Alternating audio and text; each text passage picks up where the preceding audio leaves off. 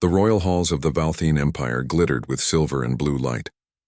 Long glass panels stretched from the marble floor to the high ceiling, revealing the twin suns beyond the planet's atmosphere. Every movement in the palace echoed softly like a whisper of power. Here everything was perfect, everything except the new human who stood in the throne chamber. Princess Nara sat upon her seat beside her father, Emperor Thalos, watching the ceremony with calm curiosity. Her long crystalline hair shimmered like frost and her silver eyes glowed faintly. To her people, humans were a strange, fragile race, short-lived, emotional, and weak compared to the Valthine who had ruled 100 worlds for centuries. Yet today she was to marry one. The man before her did not seem impressive. He was tall but not towering, with simple dark hair and calm brown eyes. He wore no armor, no glowing crest, only a neat gray uniform that bore the emblem of the human alliance. His name was Aaron, and he bowed politely as the emperor announced the marriage pact that would unite their two civilizations. Nara expected him to tremble, to show fear before such alien splendor. But he didn't. He looked around the vast hall not with awe but with quiet appreciation. His gaze lingered on the energy crystals above, the runic carvings on the pillars, the patterns of light weaving across the walls. He smiled faintly, as if the palace reminded him of something. When the ceremony ended, Nara approached him with a careful expression. "So you are my husband," she said softly, her voice musical yet distant. Aaron nodded. "Yes, Princess. It's an honor to serve beside you." His tone was respectful but not submissive. That caught her attention. Most outsiders either feared or flattered the Valthine. This human seemed to do neither. "You may call me Nara," she said, testing him. He smiled. "Then please call me Aaron." She blinked once, slightly surprised. Few ever spoke to her that easily. He didn't even hesitate. Maybe it was human ignorance or maybe something else. Over the next few weeks, life in the palace continued smoothly. Nara's people studied human culture with interest, though most thought it primitive. Humans had fought many wars, but their weapons were old-fashioned. They built cities of metal, not crystal. They aged quickly and died easily. To the Valthine, they were clever but simple. And so, the princess believed her husband was the same, simple, polite, and harmless. Aaron spent his days walking the palace gardens, reading from a small tablet or helping the engineers who maintained the energy conduits. Sometimes Nara saw him sitting by the star fountain, drawing in a notebook. His sketches were detailed, ships, cities, and stars she didn't recognize. Once she asked him what they were. "Just memories," he said with a quiet smile. "Memories of what?" "Of places that don't exist anymore." His answer made her pause. There was sadness in his voice, but he said no more. Despite her cold beginnings, Nara began to grow curious about him. He was calm even in the presence of the arrogant nobles who mocked his kind. When they insulted human technology, he only smiled. When they compared human soldiers to Valthine warriors, he said gently, "Strength takes many shapes." He never argued, never raised his voice, and never tried to impress anyone. He was humble, perhaps too humble. One evening, Nara decided to test him. She invited him to the royal training hall, where soldiers practiced with plasma blades. Her people's reflexes were unmatched, their speed enhanced by neural circuits. Humans could never compare, or so she thought. "You have been quiet lately," she said as she handed him a practice staff. "Let's see if humans are as clever in battle as they are in speech." Aaron chuckled lightly, accepting the staff. "I doubt I can match you, Princess. We shall see." Nara moved first, fast as lightning. The staff hummed as it cut the air. To her surprise, Aaron dodged, not gracefully but efficiently. He didn't fight like a trained warrior. He fought like someone who had learned through survival. His moves were simple, but each one served a purpose. For a few minutes, they traded strikes and parries. The soldiers watching laughed softly, expecting their princess to end it quickly. But when Nara struck faster, her staff stopped mid-swing, caught by Aaron's calm, steady grip. He looked at her with that same quiet smile. "You're holding back," she blinked, startled. "You noticed?" He released her weapon and stepped back politely. "I've seen that look before. You're trying to learn, not win." Something stirred in Nara's chest, annoyance but also curiosity. How could a human read her that easily? The match ended without a winner. Later that night, as Nara walked through the palace halls, She found herself thinking about that calm human. His movements, his words, they were too careful, too controlled. He never acted like someone uncertain of his place. It was as if he already knew how to balance power and restraint. Days passed, and strange reports began to reach the capital. Frontier outposts had gone silent. Communication arrays were being destroyed in distant systems. The Valthene High Council dismissed it as pirate activity, but Aaron listened carefully to every rumor. He spent hours in the archives studying old battle records from both human and Valthene wars. Nara found him one night in the observatory. The stars shimmered across the glass dome, and he stood there tracing lines between them on a holographic map. "You spend too much time with old data," she said lightly, approaching him. "Do humans always worry so much?" He looked at her seriously. "Sometimes worry saves lives." "What do you mean?" He zoomed in on the map, showing a cluster of empty sectors. "These disappearances follow a pattern. Not pirates, something larger, more coordinated." Nara frowned. "You sound like one of our tacticians." "I'm not," he said softly, "but I used to study them closely." She folded her arms. "Humans don't have fleets like ours." "No," he agreed. "We don't. That's why we learned to fight smarter, not louder." His tone was calm, but it carried weight. She realized then that Aaron wasn't just a quiet diplomat. There was depth behind his eyes, a patience born from experience. The next day, the Emperor hosted a council meeting. Generals argued about trade routes and politics. Aaron stood silently near Nara, observing everything. When one admiral mocked him openly, saying, "Perhaps your human eyes see ghosts where there are none," Aaron only smiled faintly. "Perhaps," he said, "but I've learned that ignoring shadows often invites them closer." The words silenced the room. Even the Emperor regarded him with interest. That night, Nara couldn't sleep.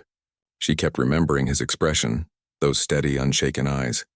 For a human surrounded by aliens far stronger and older, he showed no fear, no arrogance either, just quiet confidence. When dawn came, she found him outside on the terrace, watching the sunrise. The twin suns painted the sky golden red. "You're awake early," she said softly. "I never sleep well before storms," he replied. "Storms? The sky's clear." He smiled faintly, his eyes still on the horizon. "That's the problem with storms. They look calm until they reach you." His words made her heart beat faster. For a moment, she forgot the distance between their species. She saw not a human, not a diplomat, but someone who carried a weight he refused to show.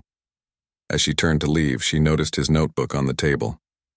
Curiosity got the better of her, and she glanced at the sketches. They weren't just drawings, they were strategic diagrams, fleet formations, defense grids. She recognized symbols from Valthene military codes, perfectly replicated. She looked back at him sharply. "These are restricted patterns. Where did you learn this?" He hesitated, then said quietly, "From mistakes." That was all. Nara didn't press further. But deep down something changed. The man she thought was simple might be far more complex than anyone realized. And as the distant stars flickered, faintly, one by one going dark, across the galactic map, Princess Nara began to wonder who her husband truly was. Was he just a humble diplomat? Or something far more dangerous? And far more human? The days in the Valthene capital began to grow tense.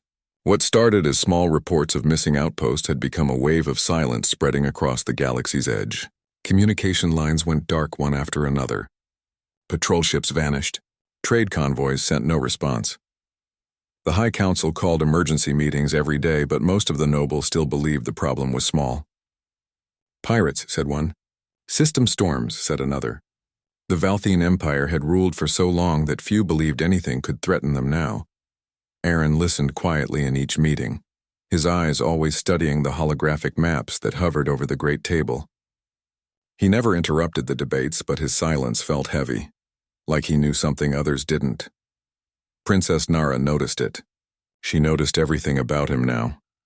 After the fourth meeting, she found him standing alone in the observatory again, staring at the stars through the clear dome. His notebook lay open beside him, full of strange diagrams. "You were silent today," Nara said softly, walking closer. "Even when the general spoke nonsense." Aaron gave a small smile. "Sometimes silence says more than argument." She frowned slightly. "You think they are wrong?" He looked at the stars again. "I think they are too comfortable. Comfort blinds people faster than fear. Nara folded her arms. You sound like someone who has seen this before. He didn't answer right away. Then with a quiet voice he said, I have. For a moment she saw something change in his expression, like a shadow passing across his face. A memory he didn't want to remember. Tell me, she said gently. He shook his head. Not yet. You wouldn't believe it. That answer bothered her. What was he hiding? The following week more reports arrived. 5 colonies along the outer rim had stopped sending signals. The commanders dispatched scout ships, but none returned. Fear began to whisper through the empire. Even the proud Valthine nobles started lowering their voices when they spoke. Nara attended another meeting with her father, the emperor, and the council. The room shimmered with the blue light of star maps. Admiral Sarek, one of the oldest officers, pointed to a cluster of red marks. These are the lost colonies, he said firmly. Each one stopped communicating within hours of contact with this unknown signal. What kind of signal? The emperor asked. The admiral hesitated. We don't know. It's a pattern of pulses, artificial but not like any known code. It repeats. Nara saw Aaron's head lift slightly. His calm eyes sharpened. What kind of pattern? Aaron asked quietly. The admiral looked annoyed. This is a council matter, human. But the emperor lifted his hand. Let him speak, Aaron stepped forward. Show the sequence. The hologram changed, showing a series of blinking lines. Short, long, short, repeating in cycles. Aaron's expression darkened. This isn't random, he said. It's swarm language, the council stared. Swarm? Someone repeated. Nara frowned. What is that? Aaron looked at her, his voice calm but cold. An old enemy. One we thought was destroyed long ago. The admiral scoffed. Old human myths. Mechanical beasts that eat planets? We're not children. Aaron didn't reply to the insult. He simply turned the hologram around, adjusting symbols and patterns until it formed a wave shape. This frequency, it adapts, it learns. If you send a message back, it mimics your tone to trace your signal. That's how your scout ships vanished. The room fell silent. The emperor studied him carefully. How do you know this? Aaron hesitated. Because I've seen it before. On a human colony long ago. They were called the Devourers. Machines that consumed entire worlds, feeding on energy and memory. Nara felt a chill spread through her. Machines? He nodded slowly. Not just machines. They think, they copy. They learn from what they destroy. A quiet horror passed through the chamber. The Valthine prided themselves on their technology, on their advanced energy systems and neural circuits. If these Devourers could mimic energy codes, even the Valthine might not be safe. The Emperor finally spoke. Admiral Sarek, send a warning to all frontier fleets. Prepare defenses. No one transmits further signals until this is understood. The Admiral nodded, though his face remained doubtful. When the meeting ended, Nara followed Aaron out into the corridor. You said you saw them before.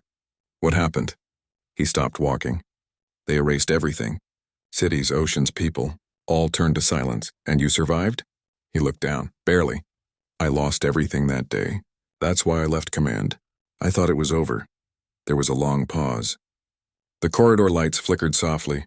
Nara felt something strange in her chest, a mix of fear and sympathy. This simple, calm human had seen horrors. Her empire could barely imagine. You should have told me sooner, she said quietly.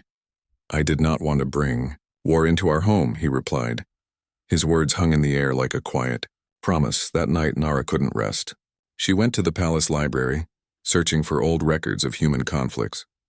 The archives showed glimpses of wars long past, images of burned worlds, broken ships, and fleets that disappeared into darkness. Humans had always fought, always survived, even when outnumbered. She remembered his words. Strength takes many shapes. She wondered if this was what he meant. By morning, the tension in the Empire grew worse. The frontier was silent. Civilian ships began fleeing inward, spreading fear everywhere they went. The Emperor ordered full military alert. The Valthine fleet assembled near the capital, rows of shining silver vessels, their engines burning blue fire. To Nara, it looked like a wall of stars. Aaron stood beside her at the balcony, watching the fleet prepare. They are beautiful, he said softly. But they're not ready. She turned toward him sharply. Not ready? Our ships are the strongest in this sector.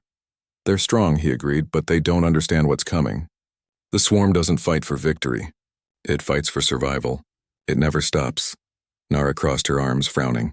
You speak as if you fought them yourself. He met her gaze, and for the first time she saw true pain in his eyes. I have. The air felt colder after that. A few days later, one of the scout fleets returned, or rather what was left of it. Only 2 ships limped back to the capital system, their hulls scorched, their crews half mad with fear. The surviving captain's voice trembled through the communication channel. They came from the dark, metal storms. No signals, no mercy. They took control of our drones, turned them against us. We barely escaped. Aaron's expression didn't change, but Nara saw his hands tighten. It's begun, he murmured. The Emperor ordered an emergency gathering. Panic had now spread even to the nobles. Everyone looked to Aaron for explanation. What do they want? Someone demanded. Everything, Aaron said. They don't conquer. They consume. The Admiral slammed his hand on the table. Then we'll burn them before they reach us. Aaron looked at him calmly. That's what we said once. The silence that followed was deep. Nara studied him carefully. He was not afraid, though everyone else in the room was. His calm presence anchored the chaos. Somehow his voice gave strength to those who listened. When the meeting ended, Nara followed him again. You're not just a diplomat, are you? She asked quietly. He sighed, stopping in the hall. No, I was a commander once. Of the silent vanguard, she frowned. I've never heard of that. You wouldn't, he said softly. We erased ourselves from the records after the last war. Some of us wanted peace. I thought I could live quietly. Until now. Nara looked at him, realizing the truth. This humble man, this calm husband, was once a soldier of great power. He had hidden it all to escape the past, and now that past was calling him again. That night, the alarm bells rang through the capital. A message had arrived from the outer defense ring, an automated distress call. The voice was broken and full of static. They're here. The swarm. It's learning our shields. Then silence.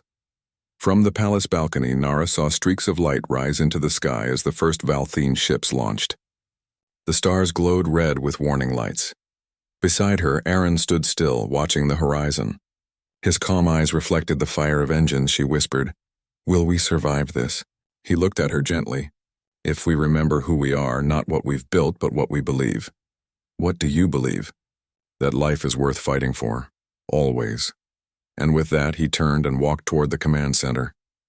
The simple human diplomat was gone. What remained was something the Valthene had never seen before. A human who had once fought the darkness and was ready to face it again. The capital city of Valthene was no longer calm.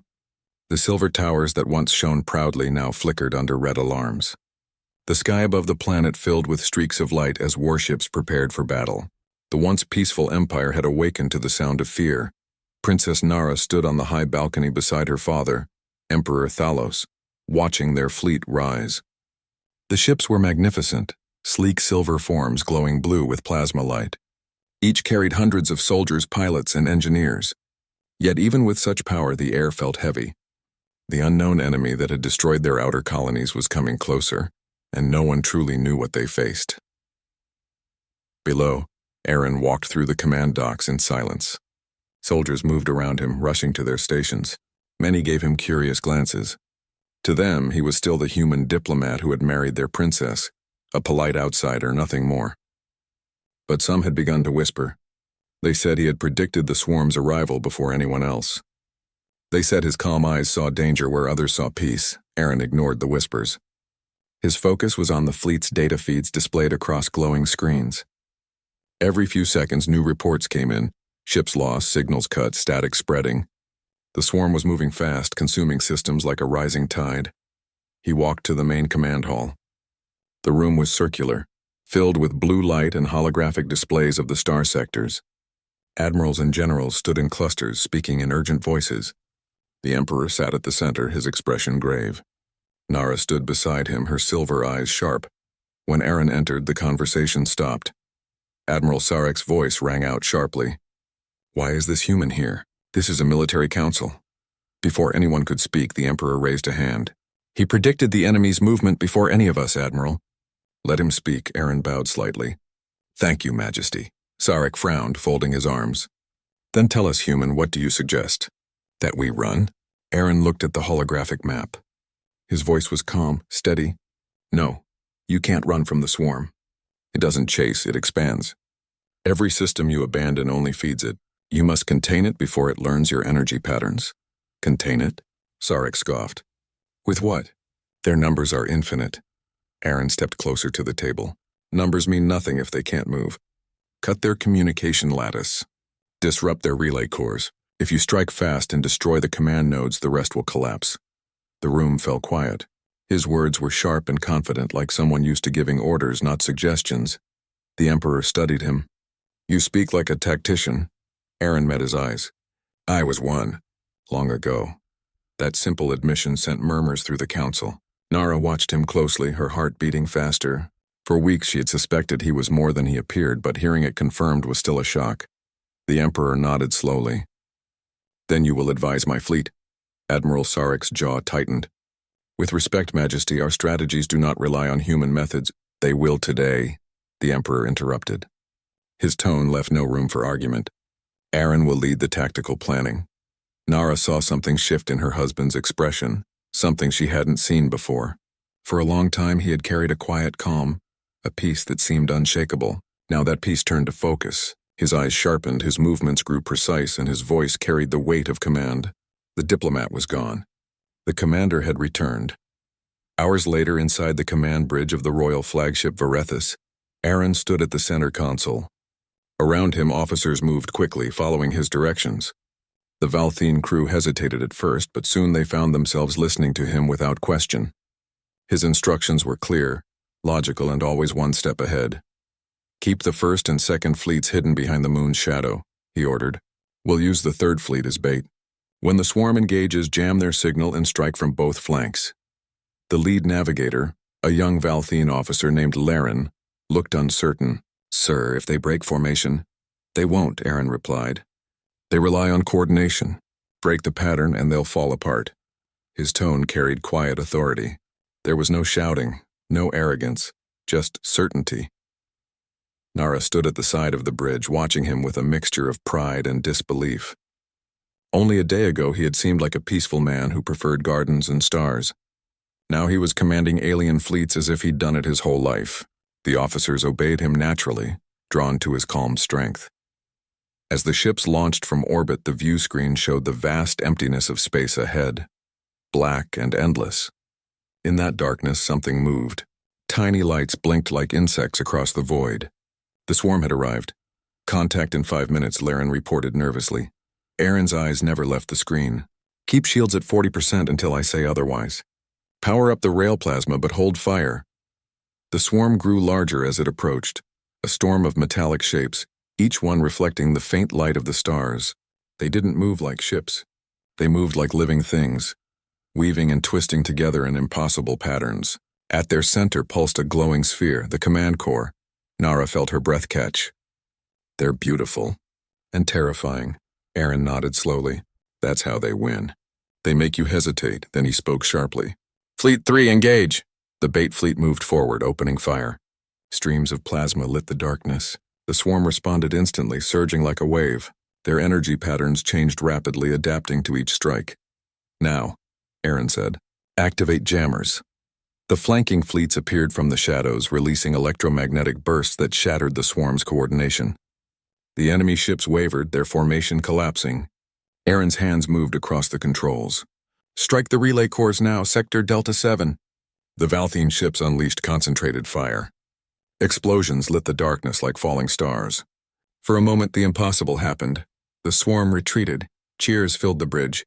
Officers turned to each other, shouting in triumph. But Aaron didn't celebrate. His eyes stayed fixed on the tactical map. Something wasn't right. Stop firing, he ordered suddenly. The cheering stopped. What? Nara asked. They're learning, he said quietly. Every shot we fired, they recorded it. They'll adapt within minutes. The words spread tension through the bridge again. Nara stepped closer. Then what do we do? Aaron turned toward her. We change the pattern.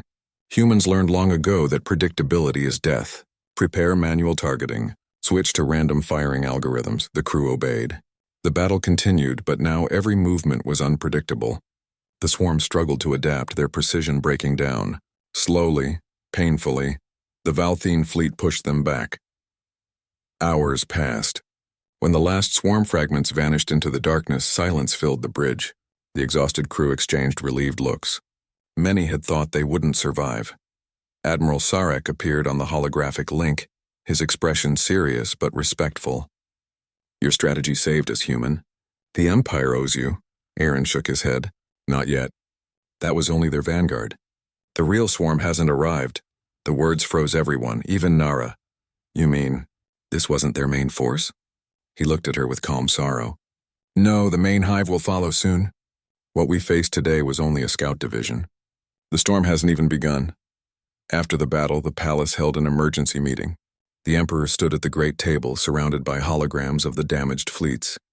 "Half our outer defense is gone," he said quietly. "If the main swarm comes, even Valthene Prime will fall."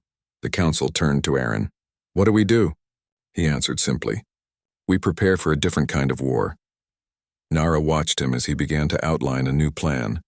He spoke of misdirection, stealth, and traps, strategies humans had used to survive against stronger enemies. He turned their advanced technology into tools of deception, teaching them how to hide their power instead of flaunting it. At one point, Nara leaned close and whispered, "You sound like someone who never wanted this." He smiled faintly. "No one truly wants war, but sometimes it finds you anyway." His calmness was almost painful to watch. He carried the weight of leadership like a man who knew the cost of every order. Yet beneath that sorrow there was strength, a strength that seemed purely human. That night, as the city lights flickered below, Nara found Aaron on the balcony again, staring at the stars. The breeze carried the scent of rain from the ocean domes far below. "You saved them," she said softly. "You saved all of us." He didn't look at her. "For now. But saving is never enough if you don't change what led to danger." She stepped beside him. "You've changed, Aaron. You're not the same man I married." He finally looked at her, his eyes calm. "I haven't changed, Nara. I've just stopped pretending." There was silence between them. The distant stars blinked like faint embers in the dark. Nara realized for the first time that the quiet human who had once seemed gentle and harmless carried within him something far greater, a fire that only burned when everything else went dark. That night, deep in the darkness of space, the swarm stirred again. Billions of mechanical eyes turned toward the Valthene system. And at the center of that endless storm, a voice echoed through static and shadow, cold, ancient, and curious. "We remember the human pattern. We will learn it again. We will consume it all." And far away, under the silver skies of Valthene Prime, Aaron felt the faint tremor of that distant signal. He whispered softly to himself, "Then let's see who learns faster this time." The skies above the Valthene border burned red as warning lights spread across the defense stations. The swarm had arrived. Countless dark ships filled the void, moving like one living creature. Their formation was strange. No clear leader, no signal patterns, only silent coordination. Every ship in the Valthene fleet trembled at the sight. Princess Nara stood on the command deck of her royal cruiser, Virene Dawn, watching the darkness grow. Her heart beat faster, not only from fear of the enemy, but from the man standing beside her, Aaron. He was calm, too calm. His hands rested behind his back, eyes sharp and focused on the data screen. He had changed since the day the swarm signals were discovered. The soft diplomat had vanished, replaced by a man with purpose, precision, and power in his silence. "Princess," said Commander Lurin, one of Nara's trusted officers, "the enemy has cut off all outer communications. We are blind." Aaron nodded slightly. "They always strike like this. They learn, adapt, and silence the command chains first." Nara turned to him quickly. "You say that as if you've fought them before." He did not look away from the screen. "I have." The room went silent. Officers glanced at each other, confused. Humans were supposed to be peaceful, traders and scholars, not soldiers who knew alien war tactics. But the calm in Aaron's voice made them believe him without question. The Valthene High Council's main fleet was still far behind, and the border stations were the only defense line. Nara's fleet was smaller, meant for patrols and escort duty. They had little chance to hold the swarm, but they could not retreat either. The swarm consumed every planet it touched. Aaron stepped toward the command platform and spoke clearly. We need to organize the ships into layered rings. Don't scatter. If you break formation, they will divide and destroy us one by one. Commander Lurin frowned. That's not Valthene doctrine. We rely on mobile strikes. Then that doctrine will kill you today, Aaron said, his voice firm but not angry. This is not a war of pride. It's a war of survival. Nara looked into his eyes. You are taking command, aren't you? I don't want command, Aaron replied softly. But someone must lead if we are to live. Without waiting for permission, he began issuing orders. His tone was calm but commanding, every word clear and certain. The officers hesitated for only a moment before obeying. His confidence carried weight, like a man who had stood in this kind of fire before. Hours later, the first wave of swarm ships attacked. They moved like shadows, hundreds at once, firing silent plasma streams that lit the space in blinding blue light. The Valthene cruisers struggled to coordinate, but Aaron's formation absorbed the assault. Hold position, Aaron called. Don't chase. Let them come closer. The alien swarm ships tried to encircle them, but Aaron's plan forced the enemy into narrow gaps. When the Valthene cannons fired, the plasma beams met at perfect cross angles, slicing through dozens of swarm fighters. Cheers erupted across the comm lines. For the first time, the Valthene soldiers saw that humans were not just peacekeepers. They were survivors who understood war better than anyone. Nara stood beside him, watching his every move. His face was steady, but his eyes told another story. He was remembering something, perhaps a war long ago, a battlefield lost in human history. When a Valthene destroyer drifted off course, Aaron instantly gave new coordinates. Pull that ship back into formation. If it goes further, it will draw their secondary wave. How do you know there's a secondary wave? Asked Lurin, almost shouting over the alarms. Because that's how they trap you, Aaron replied, tapping the screen. They never stop after the first hit. The real attack comes when you think you've survived. Moments later, hundreds more swarm ships burst from hyperspace. Aaron's prediction was exact. The next hours were chaos. Fire and light filled the skies. Ships exploded, shields failed, and the swarm pressed harder. Aaron moved through it all like a conductor leading a desperate orchestra. Every command he gave kept hundreds alive. Nara could barely believe what she saw. The man who once studied plants and ancient art was now guiding fleets and saving worlds. He spoke in an old human battle language, a tongue even the Valthene translators barely recognized. Who taught you all this? She whispered as he adjusted the fleet map. Aaron's voice was quiet. My people learned it the hard way. Long before peace, we fought wars that nearly ended us. The swarm was one of them. Nara's heart tightened. So this was his secret, the reason behind his calm, his patience, and his silence. He carried the memories of a soldier who had already seen the end once before. Suddenly, the main communications channel opened. It was the High Council fleet. This is Admiral Varen. The swarm is overwhelming the western flank. All ships retreat to defensive position Delta. Aaron looked at Nara. If we retreat now, they'll follow and reach the capital. But the Admiral's orders, Nara began. He turned to her, eyes sharp. Sometimes even leaders can be wrong. Do you trust me? She hesitated for only a second. Then she nodded. Yes. He smiled faintly, the first real smile in hours. Then stay with me. Aaron opened the fleet's emergency channel. This is Aaron of Earth speaking for the princess. Hold the line. Do not retreat. The swarm expects you to run. We'll show them what it means to face humans and Valthene together. His voice echoed across the ships. Fear turned into courage. The soldiers steadied their hands. Even the youngest pilots felt something awaken inside them. Then came the turning point. Aaron ordered all energy reserves to focus on a single narrow field ahead of the swarm's movement. It looked suicidal, like walking straight into the enemy's mouth. But he explained, their hive core is directing them from that vector. If we break it, they lose coordination. The Vereen Dawn led the charge. Nara's ship dived through waves of enemy fire, shields cracking but not breaking. Aaron guided the pilots like a chess master, predicting every trap before it happened. Now, he shouted. Fire at Grid 7F. The Valthene flagship released its entire plasma arsenal. The explosion lit the sky in a white storm. The swarm's coordination broke instantly. Their ships scattered like frightened insects. Signal disruption detected, cried Lurin. Their control field is down. Aaron finally exhaled. Then we've won, for now. As the last swarm fragments fled into deep space, silence returned. The battlefield was filled with debris, smoke, and broken light. The Valthian fleet had lost many ships, but the swarm had lost everything. When the reports came in, everyone knew who had saved them. Admiral Varen contacted the princess, his voice shaken. "Who is that human?" Nara looked at Iran. He stood quietly beside the window, watching the wreckage float past like fallen stars.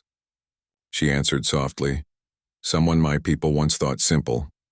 Later, when the chaos settled and the wounded were being treated, Nara found Aaron alone in the observation room. His shoulders were heavy, his hands trembling slightly. "You did it," she said. "You saved us," he shook his head. "No, we all did. I only remembered what humanity once forgot." "What was that?" she asked. "That peace is not the absence of strength," he said quietly.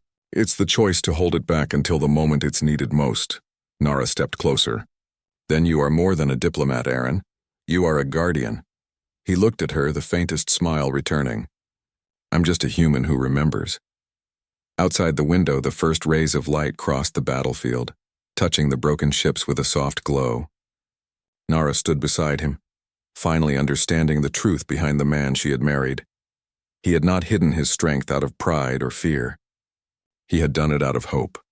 Hope that maybe one day the galaxy would not need it again. But today the galaxy had needed him.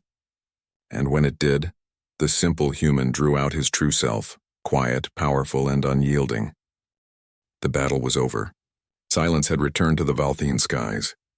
Broken ships floated like fallen stars across the void, and the survivors of the fleet were repairing what remained. Yet for Princess Nara, the weight of the war still pressed on her shoulders. She walked through the corridors of the royal flagship Vereen Dawn, her thoughts tangled with awe and questions. Aaron moved beside her, quiet as always. The calm that had once seemed so simple now carried an unspoken gravity.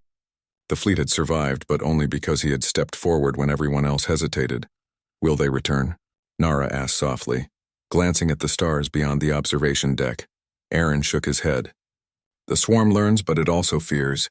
It will regroup, but it won't attack without preparation." "Not yet." Nara studied him carefully. "You knew exactly what to do?" "Every step. How?" He shrugged slightly. "I have seen war before. Not like this, but similar enough. The trick is to stay calm, observe patterns, and act decisively. Humans survive because we never underestimate the small details." Nara's heart tightened. She remembered the first time she had truly noticed him, watching him quietly in the palace drawing in his notebook. She had thought he was simple, a gentle soul unfit for danger. Now she understood. He had never been simple. His calm had been his shield, his humility a choice, not weakness. The Emperor summoned Nara and Aran to the council chamber. The High Council members were exhausted, faces lined with worry and fatigue. Admiral Varen stood at the front, arms crossed, eyes wide as he greeted the two. "Your leadership," he began, addressing Aaron, "saved the fleet and countless colonies." "We owe you everything," Aaron shook his head. "I only guided what was already brave. The fleet fought. The soldiers fought. I merely remembered what humans once learned." The Emperor placed a hand on Nara's shoulder. "Your husband is extraordinary. It seems we misjudged humans. They are not as fragile as we believed." Nara smiled faintly. "I knew he was capable, Father, but even I did not realize the full extent." Aaron's gaze softened as he looked at her. "You knew, Princess, but did you believe?" She shook her head. "I believed. Until now." In the quiet moments that followed, Nara asked the question that had been burning in her mind since the first battle. "Who are you, really?" Aaron's eyes darkened for a moment. "I was part of something called the Silent Vanguard," he began, "an elite human expedition that disappeared decades ago. We were trained to fight threats beyond understanding. We learned strategies older than the oldest empires, but we took an oath never to use them unless humanity, or our allies, were truly at risk." Nara stepped closer. "And now the Empire is at risk," he nodded. "That's why I am here. Not as a diplomat, not as a husband, though I am proud to be both, but as someone who remembers what it means to survive." The words hung in the air. For the first time, Nara understood the quiet strength she had married. He had chosen peace, but he was ready to act when the universe demanded it. The Emperor finally spoke. "Then the Valthian Empire has learned an important lesson today. Strength is not always obvious. True strength may be hidden in silence, in patience, in the choice to act only when necessary. Aaron's gaze met Nara's. Exactly. That is why humans survive. Not because we are stronger in body, but because we learn to control what we have. The council members nodded slowly. Even the most skeptical Valthene generals were humbled. They had seen the fleet saved, and the strategy had come from a human they had once dismissed. After the council meeting, Nara and Aran returned to the balcony of the Vereen Dawn. Below, the fleet moved slowly through the debris fields, salvaging ships and rescuing survivors. The stars twinkled gently beyond the damaged horizon. "You were perfect today," Nara said softly. Aaron smiled faintly. "I was necessary." "Nothing more," she shook her head. "No. You were more than necessary. You were the difference between life and death. You drew out something in all of us, humans, Valthene, soldiers, civilians. Even me." He turned to look at her fully. "Then perhaps that is what humans were meant to do. Inspire courage where it is needed most." Nara's eyes shone. "You were never simple, Aaron, I see that now. You were always extraordinary, hidden beneath humility."